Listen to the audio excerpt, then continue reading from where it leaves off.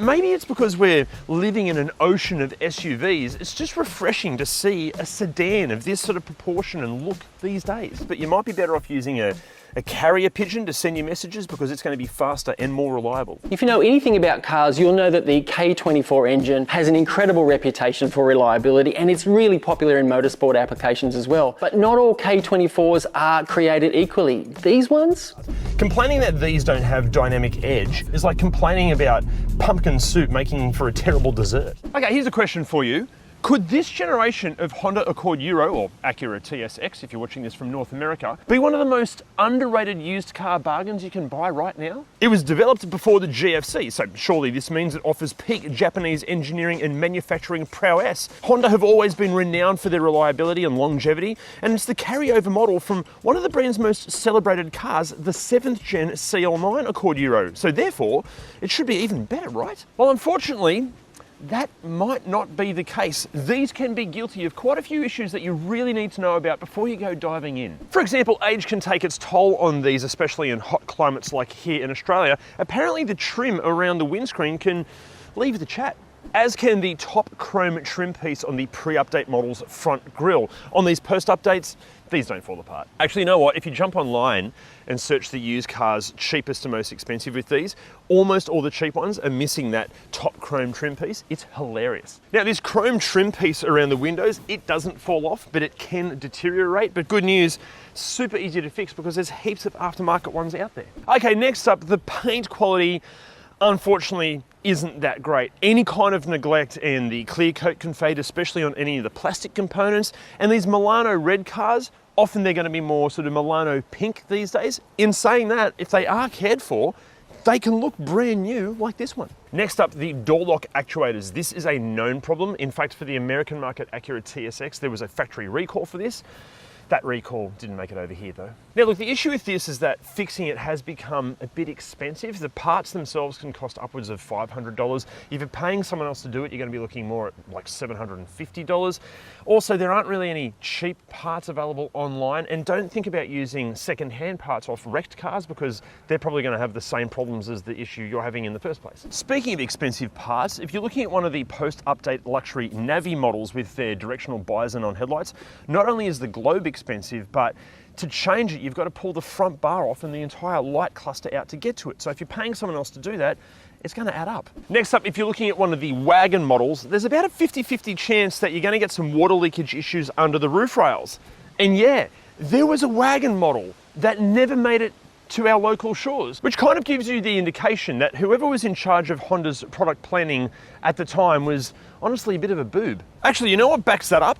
Just look at the wagon. How cool is this? And look, obviously, if you've watched any of our videos before, you know that I love a wagon. But how can you not when it looks as good as this, let alone with a few tasty enhancements? But even in sedan form, I don't know about you, but I still think this is such a handsome looking car. Even in Milano red, which is a pretty garish color, it still for me looks so classy and sophisticated. Also, maybe it's because we're living in an ocean of SUVs, it's just refreshing to see a sedan of this sort of proportion and look these days. Really dig it. Actually, to give you an idea of just how much times have changed, now that we live in a world of SUVs, when these were out, Honda actually had 2 Honda Accords of this size and during this era. Obviously, you've got the Honda Accord Euro like we have here, but you also had the regular Accord, which unlike the Accord Euro, were made in Thailand. And they featured either a 2.4 litre engine or a 3.5 litre V6. Locally, our Accord Euros only came with the 2.4. But I tell you what, isn't it interesting? We've gone from a point where Honda can justify having 2 versions of the one model on sale to a point where the current Honda Accord is one of the lowest selling cars in the country. It's just sad. You know what else is sad? The fact that the leather on the door cards seem to be determined to do an impression of an inflating balloon, because they all tend to do this. Although that's really easily fixed. There's heaps of tutorials online that'll show you how to do it. Also, the door handles can de-vulcanize. That's just a fancy word for saying that the kind of rubbery coating starts to peel off and it looks like a cat's been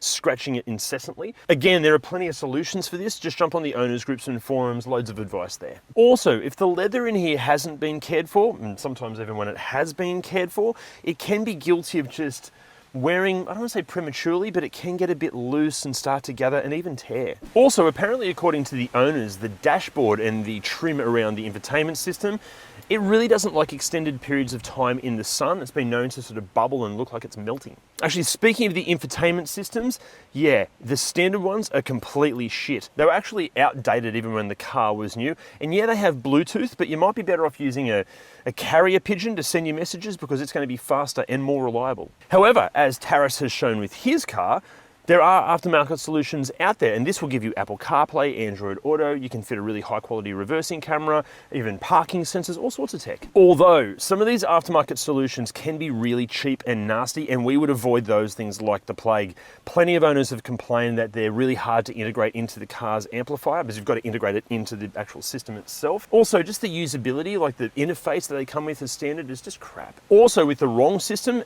just the process of fitting it into the car can be a massive pain in the neck, especially if it's in one of the top spec Navi models. Actually, you know what? That top spec Navi model, it really only adds satellite navigation, which sucks in that car, a rear-view camera that I actually think might be a potato, and as I mentioned before, the directional bi-xenon headlights, that cost a fortune to replace, so maybe the Navi model is to be avoided. But look, back to this infotainment situation here. Look, yeah, you can replace just this, but ideally the best thing to do is rip out the entire system, replace the amp, replace the standard speakers, and fit some extra sound deadening. You will not believe the difference this can make. But also, before you go diving in to buy one of these things, just make sure that everything in here powered by electricity actually works. Chances are it's going to, but there were a few reports of owners experiencing weird things like the power window switches not working, or maybe the air conditioning doing some weird stuff. Not what we would call common issues at all, and many of them are really easily fixed. Just make sure it does actually work. But also, if they don't work, many of these things make for really good DIY projects. And again, owners groups and forums, there's so many tutorials and great advice on there. Although it is a shame that you have to do any of that stuff in the first place, because for many owners that have owned this generation and the previous generation CL9 Accord Euro, they did mention that it feels that these don't quite match the build quality or fit and finish or even interior resilience of that previous model. Look, don't get me wrong, these things still exhibit a build quality and a fit and finish that plenty of premium branded cars asking tens of thousands of dollars more have in their interiors. Like, just the build quality. Hey, Mercedes-Benz, BMW and Audi, check this out. Look at this car is many years old, has many thousands of kilometers on it, and look, the door handles. They don't squeak and they're actually really solid.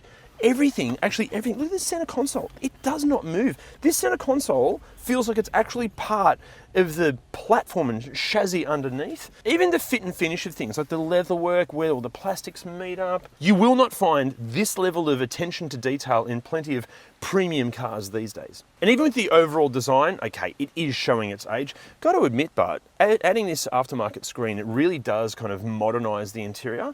But just everything you touch feels quite premium. This is all soft touch. This is leather, that's soft touch. This is plastic, but it's like quite a nice kind of shadow chrome kind of color.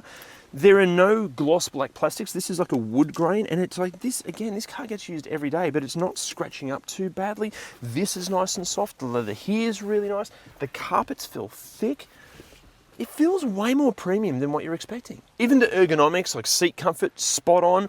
The switchgear feels sort of premium as well. It's so impressive. And then in terms of just places for all your crap, really good sized glove box here. Little side storage spots down either side of the center console. A little cubby hole under here that'll fit your phone perfectly. There's a power outlet here, another little cubby bin in there. I've got a funny feeling that might be a cigarette lighter and an ashtray. We're going to ignore that for now. You've got cup holders under here, under one of the most aggressive opening doors ever. Look at that, it's like a trap door.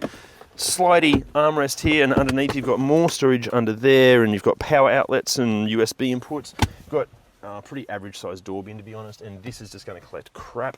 You've got more felt line storage under here. Also have a sunglasses holder, and what does Taras wear? He wears Ray-Bans. But again, it's just a little, I'm going to say just a tad disappointing that maybe these interiors don't exude quite the level of quality and resilience as the previous generation. We've actually made a full review video of that car. The link is down below. Also, please go easy on us in the comment section of that video because we did make that many years ago. Hopefully we've improved a lot since then. But another positive with these interiors is that even though the car is a decade or more old, they come with so many modern features. Things like dual zone climate control, auto headlights, paddle shifters for the auto models, and rain sensing wipers, just to name a few. Although with those rain sensing wipers, before you buy, maybe grab a bottle of water and just throw it at the windscreen to make sure that the sensor actually detects wetness. Also, if the wiper blades sort of shudder and scratch all over the windscreen, which they are known to do, look, don't go falling for the trap of buying the cheap aftermarket replacements because they're crap, they don't last. And some of the OEM replacements, like on so many cars, can cost a bloody fortune. Instead, hit the Wipertech link down below to get 15% off and free express shipping on the only wiper blades we use. They are honestly some of the best blades in the business. Get yourself a set. Although, if you're planning on lending us your car to feature, don't do any of that because we're going to give you a set for free as a thank you present. To volunteer your car, email me via the link below. Now in the back seat, I'm exactly 28 centimeters taller than a big fan of the Sokovia Accord Euro-born Natasha Romanoff.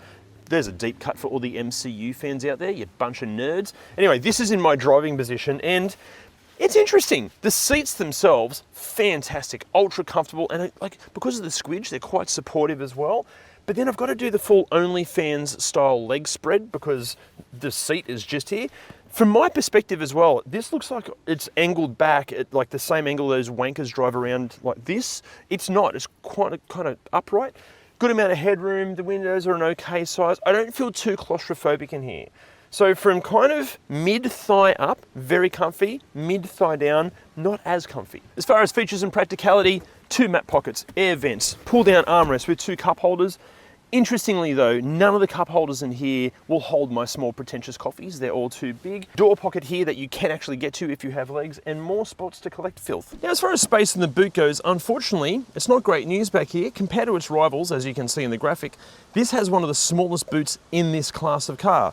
Although in saying that, it's still big enough to fit an adult male body, if that's your jam. Now, we need your help with something. We want to keep making you more free car videos, and the best way to help us do that is by you hitting that subscribe button. Honestly, it helps us out more than you know. But if you're feeling extra generous, why not join our membership program for even more ReDriven perks? And if you are in the market for one of these, you've got to check out our free Accord Euro cheat sheet at redriven.com. The link's down below. It's going to answer all your questions. It's an absolute must read. But now to some bad news.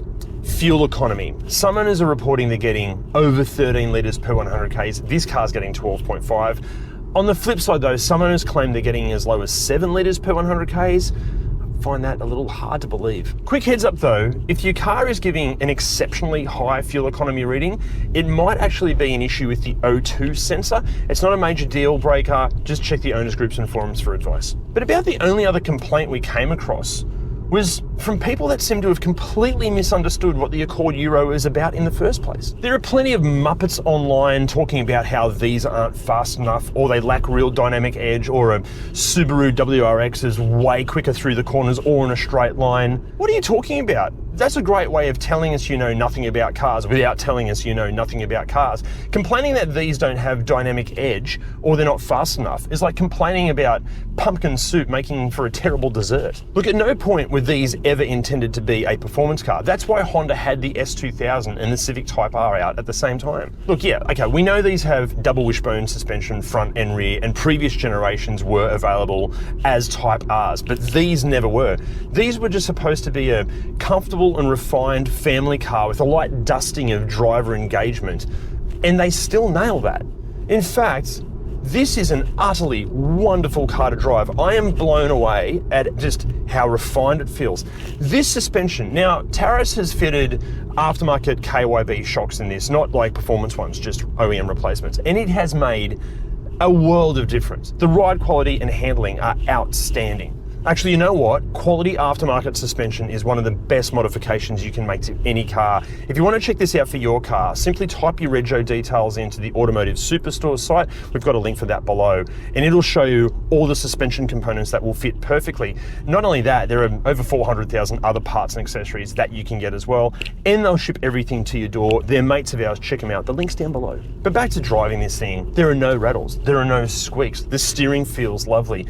At around town speeds, it's just so bloody pleasant. But then it's got this, Hondas are a bit like Subaru. They've got kind of a signature feel to them, and I feel like this is peak Honda feel for me. And also, even though there are idiots out there complaining that these engines aren't fast enough, dickheads, really, it's great. It gives you enough power to overtake. Pulling into traffic is never a drama. And okay, fuel efficiency isn't that fantastic, but it's just a nice engine to use. And you can get them with a 6-speed manual. So if you want more driver engagement, just get one of those. However, the K24 maybe isn't without its faults. I can't elaborate on this because I'm not a qualified mechanic, but luckily Jim is. The most common problems you're likely to see in a K24 are related to the VTEC. That's just the variable valve timing setup they have. They have a series of strainers and gauzes and solenoids and pressure sensors. All of them can be problematic time to time. If you are having any issues with anything related to VTEC, my tip here is change the oil first, because a lot of them can be related to oil and oil flow. If you do have to change any of the VTEC filters, the good thing here is when you do it, that also is part of the gasket, because the gasket on them is also prone to leak. They're also prone to leaking from the valve cover and rear main oil seal. And sometimes that's made worse from a faulty PCV valve. If you've got chronic leaks on one of these, change the PCV valve. The good news here is they're all pretty easy to change and pretty cheap too. Servicing is the key here with these engines, very important. One thing you might see an issue with, it's got nothing to do with servicing, is power steering pumps. They are pretty common failure points. They just start making a terrible whining noise, or they start leaking, or both. Relatively affordable and not too hard to change. Transmissions in these are pretty solid too. They can have some isolated valve body and some solenoid issues. Not common though. Look, overall, as long as it's been serviced, it will retain that reputation for being very reliable. Now look, we know you might be thinking, bloody hell, they've mentioned a lot of common issues with these things. I definitely shouldn't buy one. And you know what? If it cost $30,000 or $40,000, yeah, you'd be exactly right. The thing is, these kick off on the used market from as little as $2,500. Even at the top end of the spectrum, the really mint condition ones, they're under $20,000. Plus, when you consider the amount of potential issues these might have compared to many of the alternatives, these look even more attractive. The Subaru Liberty or Legacy can have all sorts of CVT issues. The Volkswagen Passat is renowned for electronic and mechanical dramas. The Kia Optima and Hyundai i40 have engines that can apparently spontaneously disassemble themselves. The Audi A4, Mercedes-Benz C-Class and BMW 3 Series will all ask ridiculous premiums for parts and upkeep. The Mazda 6, actually, you know what? The Mazda 6 is pretty bloody good. And so is a Toyota Camry. But you know, it's a Camry, so they're a bit boring. So with all of that in mind, as long as the Accord Euro you're looking at passes a pre-purchase inspection with flying colours, it has a solid maintenance history, and you're mentally and financially aware of what you might be getting yourself into, yeah, you should buy one. Look, to answer the question that we posed at the start of this video, yes, this generation of Accord Euro is easily one of the most underrated used car bargains you can buy. However, so are these. They can have some valve body and solenoid issues, but if you service them no, do that again. Buttons feel, that's right. I go, me, man. It's the fact that the leather on the door card seems to be, I've gone totally blank what I'm trying to say. Screen,